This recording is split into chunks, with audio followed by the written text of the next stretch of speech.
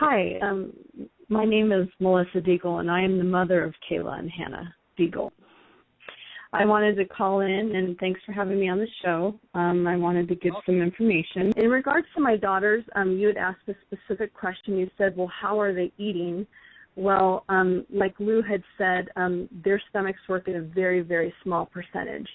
So they're forcing my daughters to use their stomachs when they work at this very, very small percentage.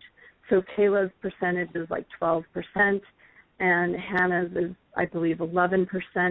And we have the gastric scans that show that, that were done. Kayla's been on her feeding tube for 2 years, and so then suddenly they take the girls, they decide we're not going to use the feeding tubes anymore. They take them off the feeding tubes, and they're forcing them to use a stomach that works at this really small percentage. You can imagine that the nutrients aren't being absorbed correctly, and they're trying to eat, but literally they're just wasting away and losing weight. Part of the pressure they put on us is last week on Thursday we got a motion for them to completely sever my rights as a mother altogether without a trial. This is unheard of. Like, what? No trial? You're just severing my rights and you have no evidence against me and I just can't ever see my children again? Why? What's the reasoning behind any of this? Because they don't want the truth getting out there. And so they're trying to shut me down completely before I ever get any further whatsoever, because I have so much documentation against them. Well, you can imagine the legal fees as I keep having to file more and more motions. And should they be successful in severing my rights, I wouldn't stop there. I would keep on going. But my fees are getting so expensive. And, of course, I can't work either because all my time is put into fighting them constantly in this giant machine, which Phoenix Children's Hospital is a huge hospital. They're one of the largest hospitals in the country. So I'm fighting this huge machine, much like the Pelletiers fought Boston Children's Hospital. I ironically had followed Justina's case long before my girls were taken.